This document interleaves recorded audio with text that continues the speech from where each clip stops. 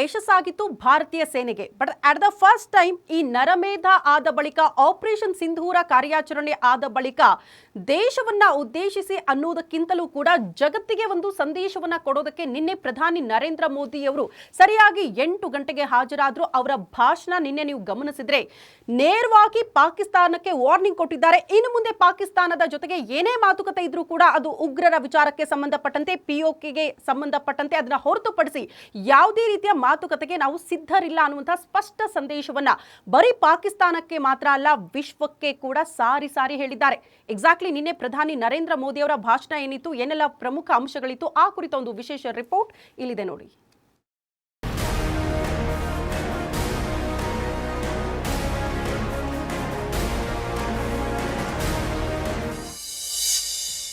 ಹೆಣ್ಣು ಮಕ್ಕಳಿಗೆ ಆಪರೇಷನ್ ಸಿಂಧೂರ ಅರ್ಪಣೆ. ಕಳೆದ ಏಪ್ರಿಲ್ 22ರಂದು ಪಹಲ್ಗಾಮ್ನಲ್ಲಿ ಉಗ್ರರು ದಾಳಿ ಮಾಡಿದ್ದು, ಇದರಲ್ಲಿ 26 ಪ್ರವಾಸಿಗರು ಸಾವನ್ನಪ್ಪಿದ್ರು. ಇದಾದ ಬಳಿಕ ಭಾರತೀಯ ಸೇನೆ ಆಪರೇಷನ್ ಸಿಂಧೂರ ಕಾರ್ಯಾಚರಣೆ ನಡೆಸಿ ಪಾಕಿಸ್ತಾನದಲ್ಲಿದ್ದ ಉಗ್ರರ ನೆಲೆಗಳನ್ನು ಧ್ವಂಸಗೊಳಿಸುವಲ್ಲಿ ಯಶಸ್ವಿಯಾಗಿತ್ತು. ಇದೀಗ ಪ್ರಧಾನಿ ನರೇಂದ್ರ ಮೋದಿ ದೇಶವನ್ನುದ್ದೇಶಿಸಿ ಮಾತನಾಡಿ ಆಪರೇಷನ್ ಸಿಂಧೂರವನ್ನ ಹೆಣ್ಣು ಮಕ್ಕಳಿಗೆ ಅರ್ಪಿಸಿದ್ದಾರೆ.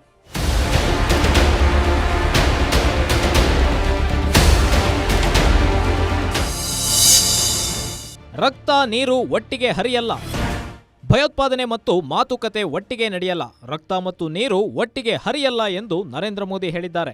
ಹೆಣ್ಣು ಮಕ್ಕಳ ಸಿಂಧೂರ ಅಳಿಸಿದ ಉಗ್ರರಿಗೆ ತಕ್ಕ ಪಾಠ ಕಲಿಸಲಾಗಿದೆ ಎಂದು ನರೇಂದ್ರ ಮೋದಿ ಗುಡುಗಿದ್ರು. ಇದರ ಜೊತೆಗೆ ಪಾಕಿಸ್ತಾನ ಭಾರತದ ಜೊತೆ ಮಾತುಕತೆಗೆ ಬರುವ ಆಸಕ್ತಿ ಇದ್ದರೆ ಭಯೋತ್ಪಾದನಾ ಚಟುವಟಿಕೆಗಳಿಗೆ ಕುಮ್ಮಕ್ಕು ಕೊಡುವುದನ್ನ ನಿಲ್ಲಿಸಲಿ ಎನ್ನುವ ಖಡಕ್ ಸಂದೇಶವನ್ನ ಮೋದಿ ರವಾನಿಸಿದ್ದಾರೆ. उनके साहस को, उनके पराक्रम को आज समर्पित करता हूं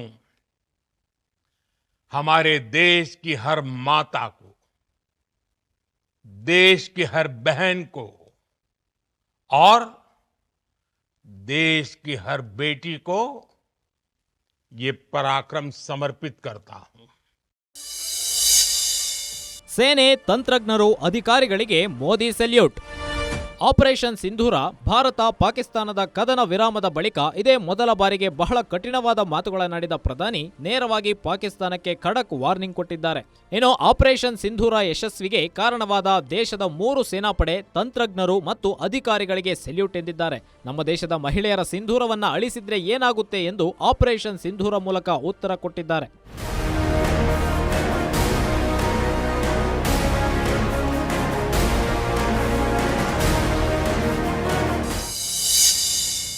ನ್ಯೂಕ್ಲಿಯರ್ ಬಾಂಬ್ಗೆ ಡೋಂಟ್ ಕೇರ್. ಆಪರೇಷನ್ ಸಿಂಧೂರ ಬಳಿಕ ಪಾಕಿಸ್ತಾನ ಪರಮಾಣು ಅಸ್ತ್ರ ಬಳಕೆ ಮಾಡುವ ಬೆದರಿಕೆ ಹಾಕಿತ್ತು. ಇದನ್ನು ತಮ್ಮ ಭಾಷಣದಲ್ಲಿ ಉಲ್ಲೇಖಿಸಿದ ಮೋದಿ, ನಿಮ್ಮ ಅಣ್ವಸ್ತ್ರ ಬೆದರಿಕೆಗೆ ನಾವು ಜಗ್ಗಲ್ಲ, ಬಗ್ಗಲ್ಲ, ನಾವು ಯಾವ ರೀತಿ ಪ್ರತಿಕ್ರಿಯೆ ನೀಡಬೇಕೋ ಅದೇ ರೀತಿಯ ಪ್ರತಿಕ್ರಿಯೆ ನೀಡುತ್ತೇವೆ ಎಂದು ಹೇಳುವ ಮೂಲಕ ಭಾರತ ಎಲ್ಲದಕ್ಕೂ ಸಿದ್ಧವಿದೆ ಎಂಬ ಸಂದೇಶ ರವಾನಿಸಿದರು. ಒಟ್ಟಾರೆ ದೇಶವನ್ನುದ್ದೇಶಿಸಿ ಮಾತನಾಡಿದ ಪ್ರಧಾನಿ ಮೋದಿ ಯಾರಿಗೆ ಯಾವ ಸಂದೇಶ ಕೊಡಬೇಕು ಅದನ್ನು ಕೊಟ್ಟಿದ್ದಾರೆ. ನಮ್ಮನ್ನ ಕೆಣಕಿದ್ರೆ ಏನಾಗುತ್ತೆ ಎಂಬುದನ್ನು ಎಚ್ಚರಿಸಿದ್ದಾರೆ. ದೇಶದ ಸುಭದ್ರತೆಗೆ ಬೇಕಾದ ಎಲ್ಲವನ್ನೂ ಮಾಡಲು ಸಿದ್ಧ ಎಂದು ಪ್ರಧಾನಿ ಮೋದಿ ಅಬ್ಬರಿಸಿದ್ದು ಪಾಪಿ ಪಾಕಿಸ್ತಾನಕ್ಕೆ ಮತ್ತೆ ನಡುಕ ಹುಟ್ಟಿಸಿದ್ದಾರೆ. News desk, guarantee news.